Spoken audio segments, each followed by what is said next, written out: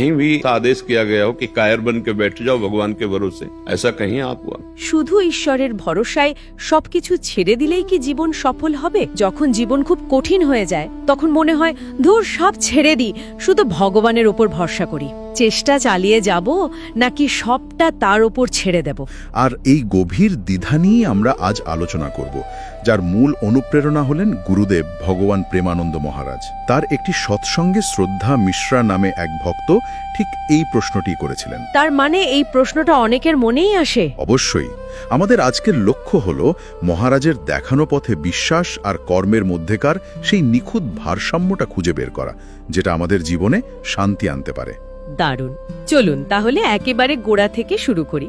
মধ্যপ্রদেশ থেকে শ্রদ্ধা মিশ্রা জানতে চেয়েছিলেন, ঈশ্বরের উপর অগাধ বিশ্বাস তো আছে, কিন্তু মনে সন্দেহ জাগে যে শুধু ঈশ্বরের ভরসায় সবকিছু ছেড়ে দিলেই কি জীবন সফল হবে? আমার তো মনে হয় এই প্রশ্নটা আমাদের সবার মনের কথা। পরীক্ষায় বসার আগে বা কোনো বড় ইন্টারভিউয়ের আগে এই চিন্তাটা আসেই। আর গুরুদেবের উত্তরে প্রথমেই একটা খুব বড় ভুল ধারণা ভেঙে দিয়েছে। ऐसा कभी कोई उपदेश भी नहीं दिया गया। अब मनमानी सोच करो तो मन है, मन तो कितना गंदा सोचता है, अच्छा ही थोड़ी सोचता है। देखो जांच करो मन की, मन तो प्रपंची है, क्या क्या सोचता है, कितना गंदा सोचता है। उसकी सोच कोई सत्य है क्या? कहीं भी महापुरुषों द्वारा ऐसा आदेश किया गया हो कि कायर बन के बैठ जाओ भगवान के भरोसे, ऐसा कहीं आप हुआ? किसी भी ग्रंथ में, किसी भी वाणी में? তিনি খুব স্পষ্টভাবে বলেছেন, মহাপুরুষরা বা আমাদের শাস্ত্র কখনো ভীরু বা কাপুরুষ হয়ে বসে থাকার উপদেশ দেয় না। তার মতে ঈশ্বরের উপর ভরসা রাখা আর ভয়ে কর্তব্য থেকে পালিয়ে যাওয়া এই দুটো সম্পূর্ণ আলাদা জিনিস। ভরসা রাখা মানে কর্মত্যাগ করা নয়। এটা একটা খুব গুরুত্বপূর্ণ পয়েন্ট। মানে যা হবে ভগবান দেখবে বলে হাত গুটিয়ে বসে থাকাটা আসলে বিশ্বাস নয়। না, ওটা এক ধরনের কাপুরুষতা। ঠিক। গুরুদেব তো প্রশ্নই করেছেন, কোথায় লেখা আছে বা কোন মহাপুরুষ বলেছেন যে তুমি ভয়ে কাজ ছেড়ে দিয়ে বসে থাকো আর ভগবান সব করে দেবেন? এটা তো আসলে নিজের দায়িত্ব এড়িয়ে যাওয়ার একটা অজুহাত। আর এই বিষয়টাকে প্রতিষ্ঠা করার জন্য তিনি মহাভারতের সবচেয়ে শক্তিশালী উদাহরণটি দিয়েছেন। तस्मात् शास्त्रम प्रमाणन्ते कार्याकार्यो व्यवस्थितौ। शास्त्र प्रमाणित वाक्य भगवान कहते हैं, मेरा स्मरण करो और अपने कर्तव्य का पालन करो। पूरे शास्त्रों का सार है। कायरता के लिए तो कहीं आदेश नहीं किया गया। अर्जुन कह रहे मैं युद्ध नहीं करूंगा, भगवान कह रहे युद्ध कर, महामनुष्मर युद्ध छे। कब किसने उपदेश किया आपको कि आप कायर बन के बैठ जाओ? কুরুক্ষেত্রের ময়দানে অর্জুন যখন দিশেহারা যুদ্ধ করতে চাইছেন না, তখন ভগবান শ্রীকৃষ্ণ তাকে কি বলেছিলেন? কি? তিনি কিন্তু একবারও বলেননি যে অর্জুন তুমি রথে আরাম করো, আমি তোমার হয়ে যুদ্ধটা করে দিচ্ছি। বলেনি তো, বরং তাকে যুদ্ধ করার জন্য উদ্বুদ্ধ করেছিলেন। ঠিক, তার নির্দেশ ছিল একেবারে স্পষ্ট, মেরা স্মরণ করো আর আপনি কর্তব্য কা পালন পুর করো।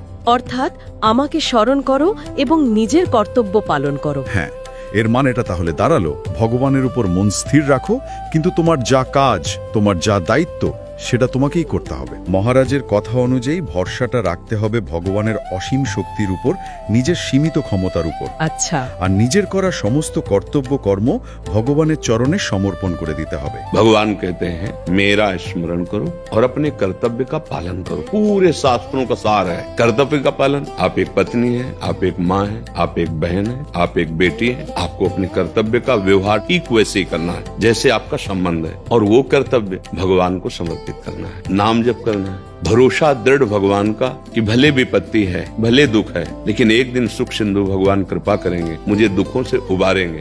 এর মানে হলো তুমি তোমার সেরাটা দিয়ে চেষ্টা করো, কিন্তু ফলাফলের চিন্তাটা তার উপর ছেড়ে দাও। একদম। তার মানে ফোকাসটা থাকবে প্রসেসের উপর, রেজাল্টের উপর নয়। ঠিক। যেমন একজন ছাত্রের কাজ হলো মন দিয়ে পড়াশোনা করা, সে তার 100% দিয়ে প্রস্তুতি নেবে, কিন্তু পরীক্ষার ফল কি হবে সেই চিন্তাটা ভগবানের উপর ছেড়ে দেবে। এই মানসিকতাটা কি আমাদের রোজকার জীবনে স্ট্রেস কমাতে পারে? অবশ্যই পারে। আধুনিক মনোবিজ্ঞানেও তো এই কথাটাই বলা হয়, যাকে বলে লোকাস অফ কন্ট্রোল। তাই তো। যা কিছু আমাদের নিয়ন্ত্রণের মধ্যে আছে, যেমন আমাদের প্রচেষ্টা, আমাদের পরিশ্রম, সেটার উপর ফোকাস করা। আর যা আমাদের নিয়ন্ত্রণের বাইরে? হ্যাঁ, যেমন চূড়ান্ত ফলাফল বা অন্যদের প্রতিক্রিয়া, সেটার প্রতি আসক্তি ত্যাগ করা। গুরুদেব ঠিক এই কথাই বলছেন। ভরসা মানে এই বিশ্বাস রাখা যে আমি আমার দায়িত্ব পালন করলে তিনি ঠিক পথ দেখাবেন এবং রক্ষা করবেন। বেশ, অর্জুনের উদাহরণটা আমাদের মতো সাধারণ মানুষের জন্য খুব প্রাসঙ্গিক। আমাদের যুদ্ধক্ষেত্র হলো আমাদের অফিস, আমাদের পড়াশোনা, আমাদের পরিবার। ঠিক। সেখানে আমাদের কর্তব্য করতেই হবে, কিন্তু আমার মনে একটা প্রশ্ন আসছে। বলুন। আমরা তো এমন অনেক সাধু সন্তদের গল্প শুনি যারা কোনো জাগতিক কাজ করতেন না। শুনি তো। তারা শুধু ভগবানের নাম জপ করতেন, আর তাদের খাবারের ব্যবস্থা বা অন্যান্য প্রয়োজন সবই নাকি অলৌকিকভাবে পূরণ হয়ে যেত। হ্যাঁ, এমন অনেক কাহিনী প্রচলিত আছে। তাদের ক্ষেত্রে এই কর্তব্য পালনের তত্ত্বটা কিভাবে কাজ করে? খুব ভালো একটা প্রশ্ন, কারণ এই ধরনের কাহিনী শুনলে মনে দ্বিধা জন্মানোটা স্বাভাবিক, তাই না? আর এই প্রসঙ্গে গুরুদেব এক মহান সিদ্ধ সন্ত মলুক দাসজির একটি আশ্চর্যজনক কাহিনী শুনিয়েছেন। মৌলুক দাসজি, হ্যাঁ, এই কাহিনীটা শুনলে বোঝা যাবে যে পরম ভরসা বা চূড়ান্ত আত্মসমর্পণ ঠিক কোন স্তরের হতে পারে। তার বিখ্যাত দোহা তো আমরা সবাই শুনেছি। তার জীবনে কি ঘটেছিল? तो मलूक दास जी बहुत बड़े सिद्ध संत हुए, वो भी नई अवस्था के तो बैठे थे, तो उन्होंने कहा बिना किए भगवान दे देगा, तो उनका पक्का भरोसा रखो, बिना किए। बोले हम खाए ना तो भगवान खवा देंगे, बोले पक्का खवा देंगे, विश्वास करो।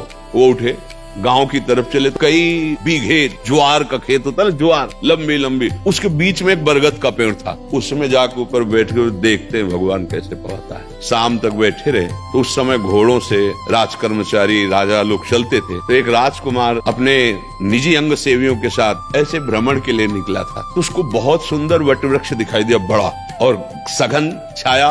बोला चलो इसके नीचे जो हम लोग भोजन लाए ना बैठ के पाते हैं। सब सोने की थाल, वो तो राजकुमार है ना, तत्काल व्यवस्था की गई, वस्त्र बिछाया गया, उनके ऊपर थाल सब रख, अच्छे अच्छे पदार्थ सब रखे गए। अंगरक्षक खड़े थे, इतने में देखा कुछ घोड़ों की टाप और सुनाई दे रहे, तो उन्होंने देखा तो उनका ये तो दस्यु लोग हैं। बोले राजकुमार से कहा भागना पड़ेगा, क्योंकि दस्यु लोग आ रहे हैं, हत्या कर देंगे अगर पता चलेगा कि आप राजकुमार, इतने सैनिक हमारे साथ है नहीं। भोजन वहीं, थाल वहीं, भाग गए। और वो दस्यु ही थे। वो लोग आए, भोजन ने सब देखा, बोले हम समझ गए प्लानिंग क्या थी, ये लोग आएंगे खाएंगे और मर जाएंगे। वो आदमी है यहाँ जिसने भोजन रखा है, हम लोग कोई ऐसे मंदबुद्धि के थोड़ी है, सब जान जाते हैं। आपस में कहे ढूंढो, यहाँ वो है जिसने भोजन रखा है। ऊपर वो बैठे थे मलूक दास जी, बोले उतर नीचे उतर। बोले नहीं उतरूंगा। जबरदस्ती 2 चढ़े उतार के लाए। बोले सारा भोजन इसको पवाओ, ये हम लोगों को मारना चाहता ना, पूरा भोजन पवाओ। जबरदस्ती गुलाब जामुन मुंह में, सब पूरा भोजन पवा दिया। वो आनंदित हो रहे, मान गए प्रभु, मान गए, बिना किए जबरदस्ती पवा देते हो। अजगर करे न चाकरी, पंछी करे न काम, दास मलूका कह गए सबके दाता। এই ঘটনার পর তার মনে আর কোনো সংশয় রইল না। তিনি উপলব্ধি করলেন যে ভগবান সকলের ব্যবস্থা করে দেন। আর তখনই ওই বিখ্যাত দোহাটা বলেন। একদম তখনই তার মুখ থেকে সেই বিখ্যাত দোহা বেরিয়ে এসেছিল, अजगर करे न चाकरी, पंछी करे न काम, দাস মলুকা কহি গয়ে সবকে দাতা রাম। অর্থাৎ সকলের দাতা হলেন রাম। এটা একটা অসাধারণ কাহিনী, পরম ভরসার এক চরম উদাহরণ। কিন্তু বলুন। সত্যি বলতে কি, গল্পটা শুনে আমার মনে একটা ভয়ও কাজ করছে। ভয়? হ্যাঁ, এটা কি একটা বিপজ্জনক উদাহরণ নয়? মানে আজ যদি আমি এই গল্পে অনুপ্রাণিত হয়ে আমার চাকরি ছেড়ে দিয়ে কোনো গাছের নিচে বসে পড়ি, তাহলে তো আমার খাবার জুটবে না, বরং অনাহারে মরতে হবে। ঠিক। তো মলুক দাসজির বিশ্বাস আর সাধারণ মানুষের নির্বুদ্ধিতার মধ্যে পার্থক্যটা কোথায়? এটাই হলো সবচেয়ে গুরুত্বপূর্ণ প্রশ্ন, আর গুরুদেব মহারাজ ঠিক এই জায়গাতেই আমাদের সাবধান করেছেন। আচ্ছা। তিনি জোর দিয়ে বলেছেন যে এটি এক উচ্চ আধ্যাত্মিক স্তরের কথা। এটা ভক্তির সর্বোচ্চ স্তরগুলোর মধ্যে একটি, যাকে বলা হয় আত্মসমর্পণ বা আত্মনিবেদন। এই অবস্থাটা কখন আসে? এই অবস্থাটা তখনই আসে যখন নিজের আমি বলে আর কিছু অবশিষ্ট থাকে না। এটা সকলের জন্য নয়। তাহলে আমাদের মতো সাধারণ মানুষের জন্য পথটা কি, যারা এখনো আমি এবং আমারের গণ্ডি থেকে বেরোতে পারিনি? আমাদের জন্য ভগবানের নির্দেশ হল অর্জুনের পথ অনুসরণ করা, অর্থাৎ নিজের কর্তব্য পালন করা। হ্যাঁ, মহারাজ বলছেন আসল সমস্যাটা হয় তখন যখন আমরা মনে করি আমি কর্তা বা এই কাজটা আমি করছি। অহংকার। ঠিক, যতক্ষণ আমাদের মধ্যে এই অহংকার থাকে ততক্ষণ আমরা আমাদের কর্মের ফল, সেটা শুভ হোক বা অশুভ, ভোগ করতে বাধ্য থাকি। তার মানে সমস্যাটা কাজ করা নিয়ে নয়, বরং কাজের কৃতিত্ব নিজে নেওয়ার প্রবণতা নিয়ে। একদম। যতক্ষণ আমি ভাববো যে আমি এই সাফল্য অর্জন করেছি, ততক্ষণ ব্যর্থতার দায়ও আমারই থাকবে, আর সেটাই দুঃখের কারণ হয়ে দাঁড়াবে। ঠিক তাই। এই বিষয়টা বোঝানোর জন্য গুরুদেব কাঠপুতুলির একটা খুব সুন্দর উদাহরণ দিয়েছেন। কাঠপুতলি? হ্যাঁ, তিনি বলেছেন একজন সম্পূর্ণ সমর্পিত ভক্ত ভগবানের হাতে থাকা একটি কাঠপুতলি বা কাঠপুতলির মতো হয়ে যায়। মানে পুতুল তো নিজে থেকে নাচে না। না, যে দড়ি ধরে নাচায় পুতুল তারই ইচ্ছায় নাচে। তার মানে যখন একজন ভক্ত নিজেকে পুরোপুরি ভগবানের হাতে সঁপে দেয়, তখন সে আর কর্তা থাকে না। ভগবান যেমনটা চান তার জীবন সেভাবেই চলে। একদম। আর যেহেতু সে কর্তা নয়, তাই কর্মের ভালো মন্দ ফলেও সে আবদ্ধ হয় না। সে এক ধরনের মানসিক স্বাধীনতা লাভ করে। ঠিক তাই, এই অবস্থাটা উদ্বেগ বা দুশ্চিন্তা থেকে মুক্তির অবস্থা। কারণ তখন ভক্ত জানে যে তার জীবনের চালক অন্য কেউ, এবং সেই চালক তার থেকে অনেক বেশি জ্ঞানী। কিন্তু মহারাজ বারবার মনে করিয়ে দিচ্ছেন, এই অবস্থাটা অহংকার সম্পূর্ণভাবে দূর হয়ে গেলেই আসে। আর যতক্ষণ তা না হচ্ছে, ততক্ষণ আমাদের নিজেদের কর্তব্য নিষ্ঠার সঙ্গে করে যেতে হবে। একজন ছাত্রের কর্তব্য পড়াশোনা করা, একজন কর্মীর কর্তব্য তার কাজ করা, একজন গৃহীর কর্তব্য তার পরিবারের দেখাশোনা করা। এই কর্তব্য থেকে পালানোর কোনো রাস্তা নেই। তাহলে পুরো আলোচনার সারমর্মটা যদি এক কথায় বলতে হয়, তাহলে কি দাঁড়াবে? সারমর্মটা হলো, সত্যিকারের বিশ্বাস অলসতার জন্ম দেয় না, বরং তা আমাদের কর্তব্য পালনে আরও বেশি শক্তি আর সাহস যোগায়। বাহ! মহারাজের কথা অনুযায়ী ভরসা হলো সেই নিরাপত্তা জাল যা আমাদের ভয় না পেয়ে কাজ করার সাহস দেয়। এটা কর্ম থেকে পালিয়ে যাওয়ার অজুহাত নয়। খুব সুন্দরভাবে বলেছেন। তার মানে বিশ্বাস আর কর্ম একে অপরের বিকল্প নয়, বরং পরিপূরক। হ্যাঁ, দুটোকে হাত ধরাধরি করে চলতে হবে। আমার মনে হচ্ছে এর একটা খুব সুন্দর ভারসাম্য আছে। এমনভাবে কাজ করো যেন সবকিছু তোমার উপরই নির্ভর করছে, আর এমনভাবে ভরসা রাখো যেন সবকিছু ভগবানের উপরই নির্ভর করছে। এটাই হলো নিখুঁত ভারসাম্য।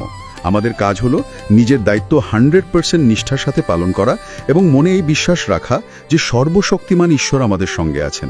তিনি যা করবেন ভালোর জন্যই করবেন। কর্ম আমাদের হাতে, কিন্তু ফল তার হাতে। ঠিক, এই বোধটা জীবনে আনতে পারলেই শান্তি। এই আলোচনাটা সত্যি আজকের দিনে খুব জরুরি ছিল, কারণ আমরা অনেকেই এই বিশ্বাস আর কর্মের দোটানায় ভুগি। হ্যাঁ, অনেকেই। আশা করি এই আলোচনা আমাদের সঠিক পথটা খুঁজে পেতে সাহায্য করবে। নিশ্চয়ই, যখন আমরা আমাদের কর্তব্য করি কিন্তু ফলের জন্য আকুল হই না, তখনই আমরা সত্যিকারের মানসিক স্বাধীনতা অনুভব করতে পারি।